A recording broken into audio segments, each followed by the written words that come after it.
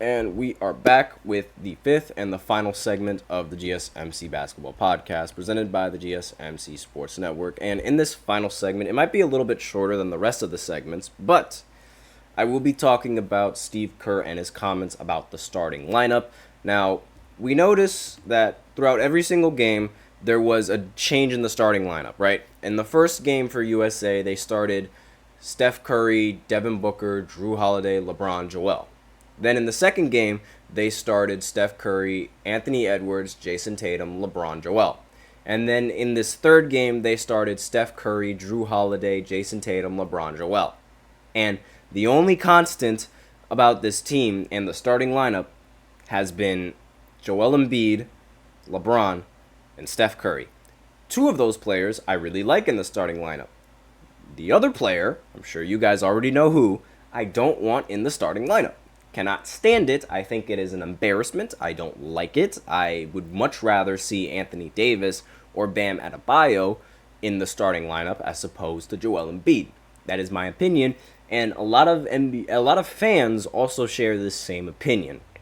But again, let me know in the comments what you guys think about the opinion on Anthony Davis starting over Joel Embiid. I think that's just a much better fit. But the reasoning behind this is that Steve Kerr said, quote, "I like those three guys in our starting lineup. We've been looking at other guys around them, and we obviously do have great options, but I like those three guys together."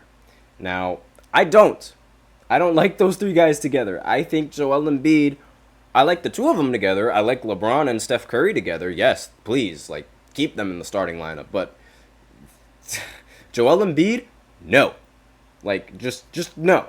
Now, Embiid, he was, according to this article, when playing against Canada in his first exhibition match, Embiid struggled with the roughness permitted under FIBA regulations, and as a result, he picked up 5 fouls in the third quarter and was dismissed from the game.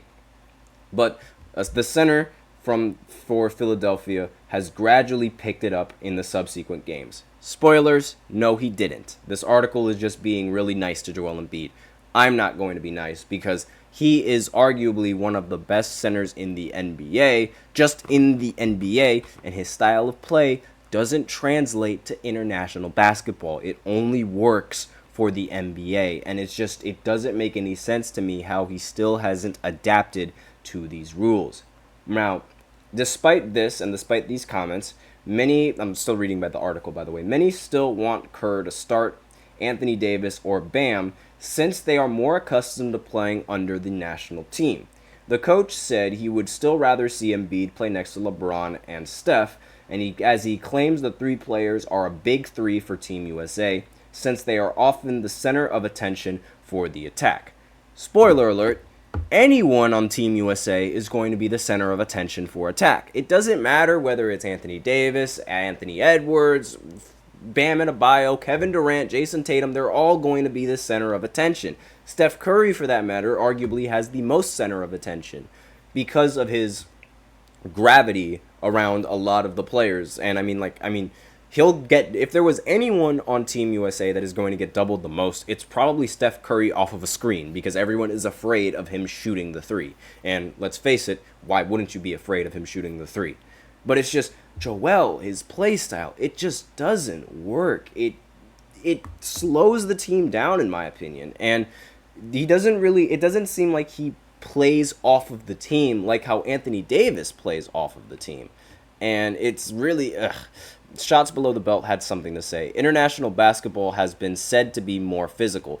Perhaps he got used to playing for frail NBA. Homeboy getting Vietnam flashbacks, lol. That's what he said. And quite ironically how you brought that up. I actually have images showing that exact same thing. So I watched this live. Now, he's right under the basket.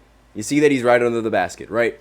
This is a dunk. For any normal NBA player, this is a dunk, right? Not for Embiid. Embiid instead decides to jump into the guy, into the defender, and guess what happens? He misses the shot, and the refs don't call the foul. There's literally, you can see the ref looking directly at him, just lying on the ground, and Joel Embiid looking at the ref where's my foul? Guess what? You're not getting a foul under these rules. It's not going to work. Like, I'm sorry. Doing this, I think it's appalling. I genuinely do not. I cannot stand players who do this because this should be an easy dunk. This should be an easy dunk for Joel. Just turn around and go up strong because you are arguably the tallest player on the court. You're 7'1", arguably the strongest player on the court since you are 7'1". Go up like a big man. I don't understand why he doesn't do that. And that's really what frustrates me because we hear a lot of criticism about Anthony Davis being frail and being made out of glass. That's a common criticism that he gets. I'm not saying that.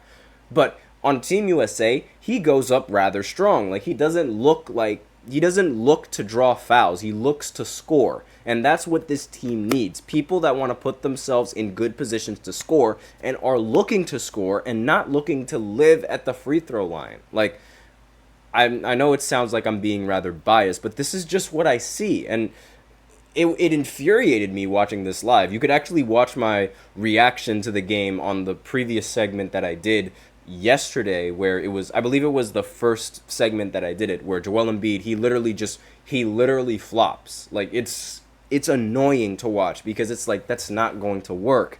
You're not going to get that off. And for Steve Kerr saying that this is going to be the big three for the team, I'm really annoyed because the Joel Embiid on the team has been outplayed by every single center in every single game. All the centers on Team USA's roster have played far better than Joel Embiid. Again, he got fouled out in the first game. Anthony Davis went off. He didn't play well in the second game. Anthony Davis went off again. And in this game, where he was 2 for 8 from the field, Bam Adebayo went off. Like, it doesn't make any sense. I don't like it. Below the belt, Shots Below the Belt had something to say in the chat. I saw that segment. Your reaction was awesome as hell. Appreciate that. Again, I would much rather a player goes and gets a bucket, right? Especially under these new rules. Like, look to score. If you're not looking to score, what is the purpose of you playing? I'm sorry, that's just my opinion. Like, you can't be looking at, and this is arguably one of the biggest reasons why Joel Embiid's playstyle isn't so helpful in the playoffs, because the refs, they tend to really hold their whistle in the postseason most of the time, right? There are some infamous games that the refs, they get a little bit too happy with their whistle. I'm not going to, at least that's from what I've seen. And, this playstyle, it hurts him in the postseason, because I remember in Game 7 against the Boston Celtics, there were a lot of times where Joel Embiid was doing this and James Harden was doing this. This was when James Harden was on the team. And the refs, they weren't buying it. They weren't blowing their whistle. And because they were too busy doing this, they weren't able to get back on defense. And that resulted in the Boston Celtics ultimately beating the 76ers in that elimination game. Like, that play style, it doesn't work in the postseason. And it's one of the biggest reasons why Joel Embiid has yet to make it out of the second round. And it's one of the reasons why I don't think he will make it out of the second round, despite the fact that they have Paul George on the roster now. But again, these are just my opinions on the roster. I wish Anthony Davis was starting. But again, I guess it's not all that bad, because while Anthony Davis isn't starting, Joel Embiid, he arguably faces, despite the fact that Joel is starting, he doesn't play nearly as many minutes as Anthony Davis does, doesn't play nearly as many minutes as Bam Adebayo does either. In fact, those guys, they usually get more minutes in this game. I'm going to look at the box scores real quick just to see. And Joel Embiid, he ended up getting the least amount of minutes played, amongst the starters. All of the starters got 20 minutes. He only got 16. And Bam Adebayo and Anthony Davis, Bam got 18 minutes. And Anthony Davis got 16 minutes. So they roughly either get the same or more minutes than Joel Embiid. And really, I wonder why. But that is all I have for you guys on this final segment. Again, let me know in the comments. Do you think Joel Embiid should be starting? Do you think he should be benched? Or would you rather him be off Team USA completely? because there are some people that would much like to see him off the team because, they don't feel like he should be on Team USA for their own personal reasons, whether it be because he should be playing for Cameroon or France, doesn't matter.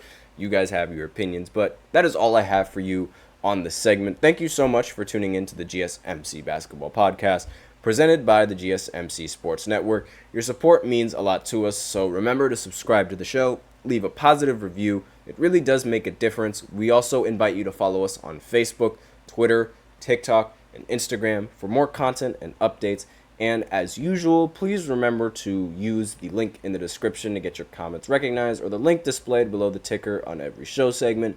That is GSMCPodcast.net. It really helps the show, makes it much more interactive between myself and you guys. That is all I have for you today on this segment and on this podcast. Thank you so much for tuning in. I am your host, Nelson, and as always, take care.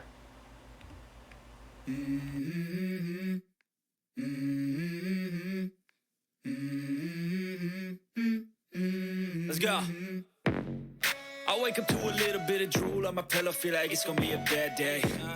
Yeah, I'm tired of shit, and the coffee ain't hit yet, damn, ain't that great. I don't wanna